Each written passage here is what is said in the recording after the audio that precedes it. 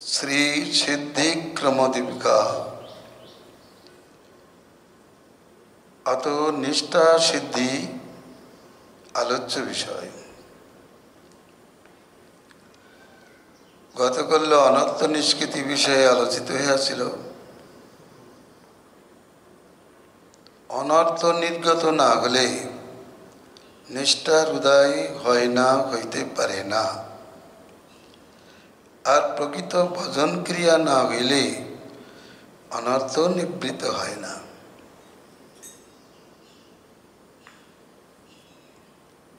ভজন ক্রিয়াটি যদি সুষ্ঠু হয় তাহলে তো অনর্থ নিবৃত্তিও সুষ্ঠু হয়। অনর্থ নিবৃত্ত হইলে অগ্নিশিখার ন্যায় বায়ুবিহীন অগ্নিশিখা যেমন একইভাবে ঊর্ধ্বগামী হয়ে থাকে, তদ্রূপ অনর্থমুক্ত হলে মনের গতি এক স্থানে অবস্থান করে। নিষ্ঠা শব্দের অর্থ নিশ্চল ভাব। নিষ্ঠাত্র ভগবতী তদ ভজনে শুচম চিত্ত নৈশল্যমেব তস্মাৎ তদিতরে রাগ রাহিত্যন্তু তটস্থম।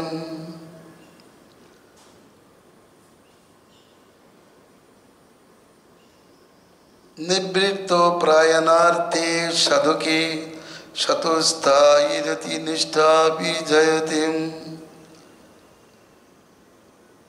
এখানে ভগবান ও তার ভজনে চিত্তের নিশ্চলতাই নিষ্ঠার স্বরূপ লক্ষণ এবং তদ্ভিন্ন অন্য বিষয়ে মনের রাগ রাহিত্যই নিষ্ঠার তটস্থ লক্ষণ।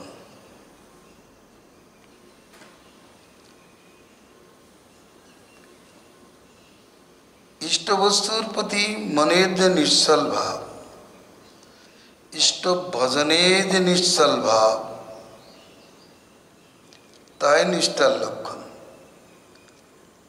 কীর্তনের সময় যদি মন কীর্তনে থাকে তাহলেই বুঝতে হবে সেখানে নিষ্ঠা জাগ্রত হয়ে আছে। আর যদি না থাকে, আসে যায়, তাহলে বুঝতে হবে এখনো নিষ্ঠার প্রকৃত লক্ষণ প্রকাশিত হয় নাই। এই দোষেই তো সাধক জীবন অধঃপতিত হচ্ছে। হয় না, সম্ভব না।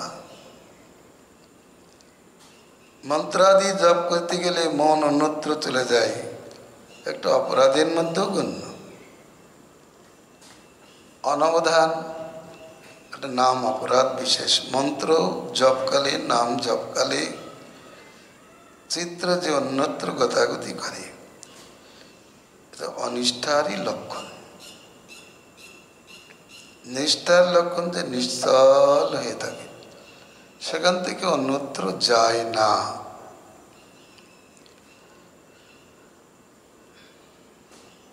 বেশি বলবার নাই, নিজেরাই বুঝতে পারবে সাধক যে আমার ভজনের নিষ্ঠা আছে কিনা, নিজেই বোঝা যাবে। অনর্থ নিবৃত্ত প্রায় হইলে সতই সাধকে স্থায়ী রূপে নিষ্ঠাদি জাত হয়। যথা ভাগবতে বলিয়াছেন, নষ্ট প্রায় সবেদ্রেষু নিত্যং ভাগবত সেবয়ম ভগবতুত্তম শ্লোকে ভক্তির ভবতি নষ্টিকি তদা রজস্তম ভাব কামলবাদয়স্যজে চেতো এতৈরনা বিদ্ধং স্থিতং সত্যে প্রসীদতি। ইত অন্যায়াৎ নিবৃত্তি অনার্থে ন ধনং ন জনং ন সুন্দরীং কবিতাং বা জগদীশ কাময়ে মম জন্মনি জন্মনীশ্বরীং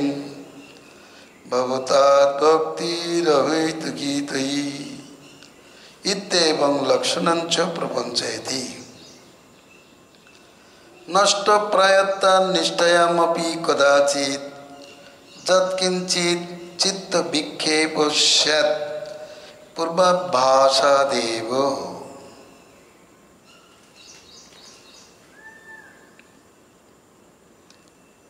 নিত্যকাল ভক্ত ভাগবত এবং গ্রন্থ ভাগবত সেবার ফলে অনর্থরূপ অভদ্র রাশি নষ্ট প্রায় হইলে ভগবান উত্তম শ্লোকে নষ্টিকি ভক্তির উদয় হয়। নষ্ট প্রায়েষু অভদ্রেষু, অভদ্র কি? ওই অনর্থ রাশি, এরাই অভদ্র রাশি। অভদ্রেষু, একটা অভদ্র নাই, অনেকগুলো অভদ্র, অনর্থ অনেক প্রকার, অতএব এরাই অভদ্র স্বরূপ। এরা নষ্ট প্রায় হইলে উত্তম শ্লোকে নৈষ্ঠিকী ভক্তির উদয় হয়। সেকালে রজস্তম ভাব তথা কাম লোভাদি দ্বারা অভিদ্ধ চিত্ত সত্যগুণে প্রসন্নতা লাভ করে। ভাগবত বলেছেন এবং প্রসন্ন মনস ভগবত ভক্তি যোগত ভগবত তত্ত্ব বিজ্ঞানম মুক্ত সংঘর্ষ জায়তে। এইরূপে প্রসন্ন চিত্ত ভাগবত সঙ্গ প্রসঙ্গ হইতে ভগবত তত্ত্ববিজ্ঞান সেই মুক্ত পুরুষের উদয় হয়ে থাকে। তত্ত্ববিজ্ঞান লক্ষণ কি? তত্ত্ববিজ্ঞান সম্বন্ধে বলেছেন বিদ্যাতে হৃদয় গ্রন্থি ছিন্দন্তে সর্বসংশয়া ক্ষিয়ন্তে তস্য কর্মাণি তস্মিন দৃষ্টে পরাবরে। ভগবত দর্শনই তত্ত্ববিজ্ঞান লক্ষণ নয়। তার ফলে হৃদয় গ্রন্থি অনিত্য বস্তুর প্রতি হৃদয়ের যে আসক্তি, ওটা গ্রন্থি স্বরূপ তা ছিন্ন হয়। কর্মবাসনা অর্থাৎ ভোগ বাসনা হইতে কর্মবাসনার উদয় হয়। সেই কর্মবাসনা যেহেতু ভোগে আর প্রবৃত্তি থাকে না, অতএব কর্মবাসনায় ক্ষয়প্রাপ্ত হয় এবং আরেকটি অনুভবের উদয় হয়, সেটা হলো তার কোনো প্রকার সংশয় থাকে না। ভগবত তত্ত্ব সম্বন্ধে ভগবান আছেন কি না, সাধনে সিদ্ধি লাভ হয় কি না, এ কেবল উপাখ্যান মাত্র না বাস্তব? এই যে বিকল্প পদ্ধতি মানুষের মনে উদয় হয়, তত্ত্ববিজ্ঞান উদিত হলে এই সংশয় নষ্ট হয়। রজস্তম গুণে চিত্তে চাঞ্চল্য উপস্থিত হয়। ভাগবতে ত্রিগুণাখ্যানে ভগবান শ্রীকৃষ্ণ উদ্ধবকে বলিয়াছেন, সত্যগুণে চিত্ত শান্ত হয়, রজগুণে চিত্ত চঞ্চল হয়, তমগুণে চিত্ত লয় প্রাপ্ত হয়।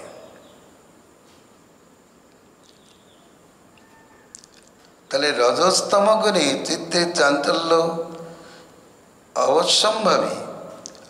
যতদিন সত্যগুণের না উদয় হয়, চিত্ত ততদিন শান্ত হয় না।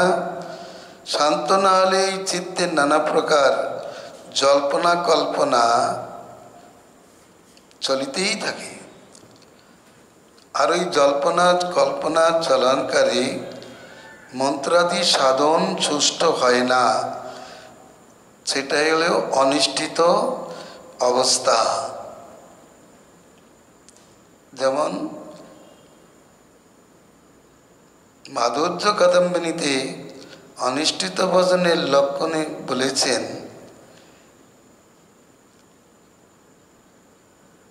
উৎসাহময়ী কখনো ঘনতরলা হয়, ভজনে প্রথমে খুব উৎসাহ হয়, তারপরে আবার উৎসাহ থাকে না। কখনো ঘন হয়, কখনো তরল হয়ে যায়। মনের ভিতরে নানা প্রকার সংকল্প হতে থাকে, বহু বিকল্প, কল্পনা নানা প্রকার শাখা প্রকার বিস্তার করতে থাকে। যেমন বলেছেন, সংসারে থেকেই কি হরিভজন করব, না সংসার ত্যাগ করেই হরিভজন করব, এই বিষয়ে অনেক জল্পনা চলতে থাকে। এর নাম বহু বিকল্প।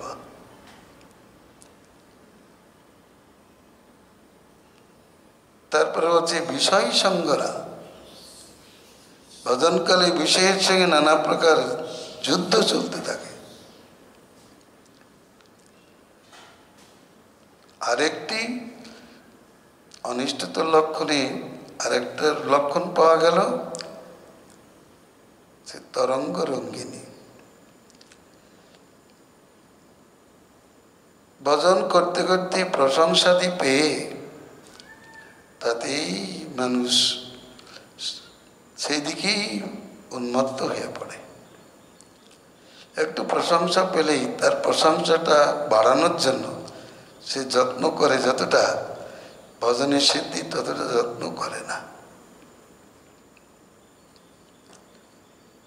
এগুলি অনুষ্ঠিত ভজনের লক্ষণের পরেই নিষ্ঠার লক্ষণ যখন বলাচ্ছেন, ওইগুলি নিষ্ঠার লক্ষণই এই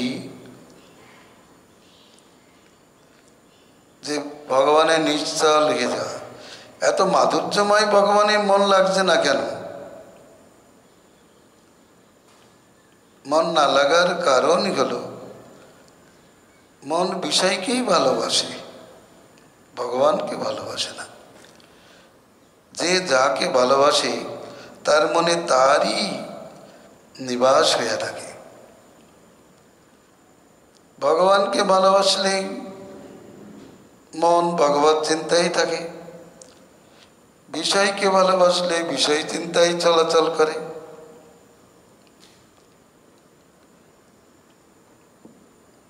কিন্তু অনাত্ম নিষ্কৃতির লক্ষণে বলেছেন, যদিও সাধু মিশ্রিখণ্ড পিত্ত রোগাক্রান্ত জিহ্বায় ভালো লাগে না, তিত বলিয়া বোধ হয়। কিন্তু যত্ন আগ্রহের সহিত ওইটা চুষতে চুষতে পিত্ত রোগ কেটে গেলে, তাই অত্যন্ত সাধুকর হইলে তখন খুব আনন্দের সহিত তা চুষতে থাকে। তখন আর বিরক্তি হয় না। তদ্রূপ অনার্থযুক্ত অবস্থায় হচ্ছে পিত্তাক্রান্ত রসনাতুল্য। এই পিত্তাক্রান্ত রসনায় কৃষ্ণনাম ভালো লাগে না। কিন্তু নিত্যকাল যত্নের সহিত নাম কীর্তন করিতে করিতে নাম রসে কি হয়, ওই অনর্থ কাটিতে থাকে। নাম রস উদিত হয়ে ওই অনর্থ রসকে তুচ্ছ পিত্তিত রস,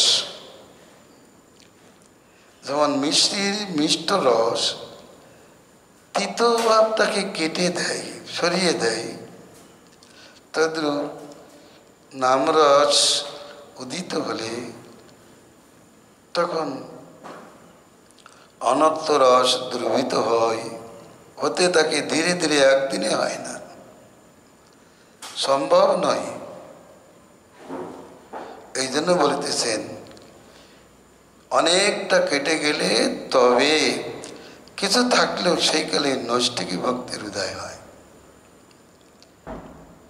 রজস্তম গুণে চিত্ত চঞ্চল থাকে, সত্যগুণে চিত্ত প্রসন্নতা লাভ করে।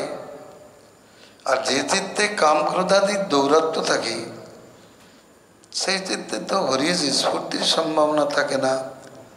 একে তো ভক্তির সমৃত সিন্ধুতে বলিয়াছেন, সুকামর্ষা দিবির ভাবৈরাক্রান্তং যস্য মানসং কতং তস্য মুকুন্দস্য স্ফূর্তি সম্ভাবনা ভবেৎ। শোক অমর্ষ ক্রোধ আদি দ্বারা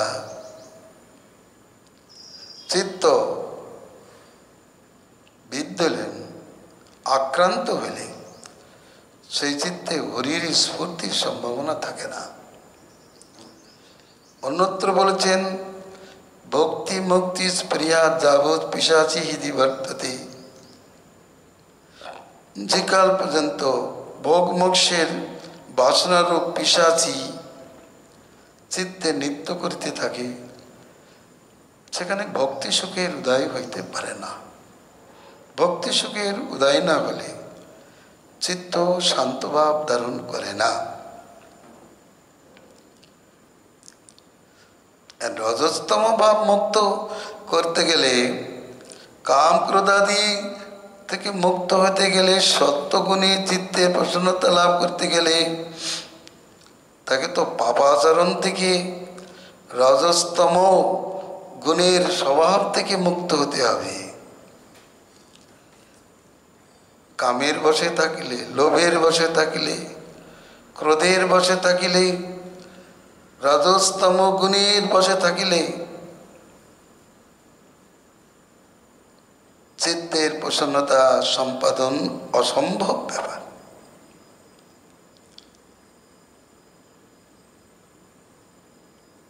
যখন এই চিত্ত রজস্তম ভাব থেকে মুক্ত হয়, সত্যগুণে প্রসন্নতা লাভ করে,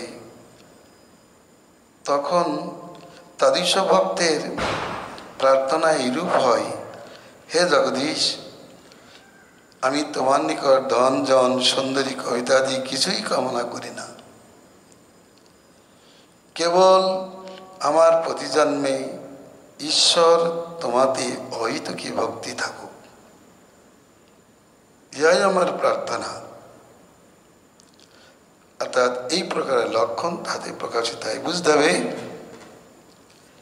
ওই শ্লোকের মধ্যে রয়েছে অনর্থ নিবৃত্তির কথা, নিষ্ঠার কথা, সামান্য করে রুচির কথা। প্রথম পদে নদনং নজনং ন সুন্দরীং কবিতাম বা জগদীশ কাময়ে পদে অনর্থ নিবৃত্তির কথা আছে, যে আমি ধনজন কিছুই চাই না। মম জন্মনি জন্মনীশ্বরে ভবতাৎ ভক্তি রহিতুকি তুই। জগদীশ্বর তোমাতে আমার জন্মে জন্মে অহিষ্টুকি ভক্তি থাকুক। এই পদের মধ্যে নিষ্ঠা এবং রুচির লক্ষণ বর্তমান। প্রতি জন্মে জন্মে তোমার চরণে আমার অহৈতুকী ভক্তি থাকুক। প্রতি জন্মে এই কথার দ্বারা তার রুচির পরিচয় পাওয়া যায়।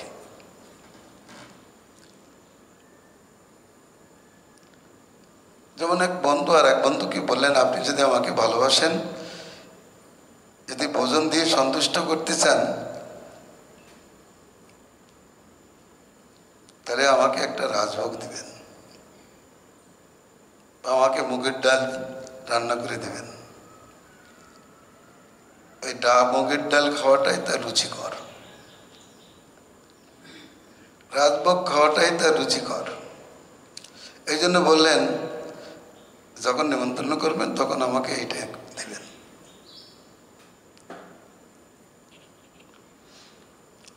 আর নিষ্ঠার লক্ষণ ভবতাৎ ভক্তির অহৈতুকী তুই। তোমাতে আমার অহৈতুকী ভক্তি থাকুক, এইটাই হলো নিষ্ঠার লক্ষণ। নষ্টপ্রায় ইয়া হইতে নিষ্ঠা তো কদাচিৎ পূর্বাভ্যাস বশত যৎকিঞ্চিৎ চিত্ত বিক্ষেপ থাকে জানিতে হইবে। একবার চিত্ত বিক্ষেপ যায় না, থাকে। যেমন পূর্বে যেমন চিত্ত অত্যন্ত বিক্ষিপ্ত হতো, কখনো কখনো হয় এখন, আগে চিত্তে বিষয় বাসনা প্রবেশ করলে তাকে বের করা কঠিন হয়ে যেত, মন ছুটে ছুটে চলে যেত বিষয়ের মধ্যে। এখন আর বিষয়ের দিকে কখনো যায়, অধিকাংশ সময় যায় না।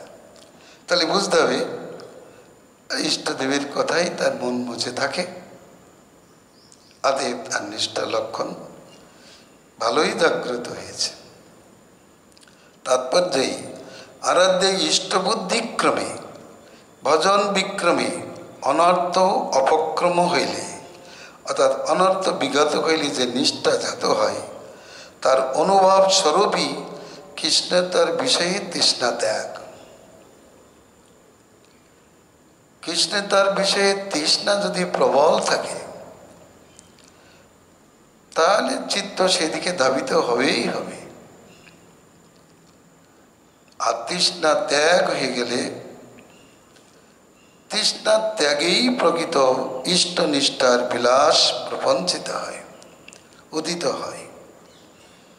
রসবজ্জং রসপশৌ পরং দৃষ্ট নিবর্ততে। রসময় পুরুষের দর্শন হইতে অন্য পুরুষে আসক্তি নষ্ট হয়।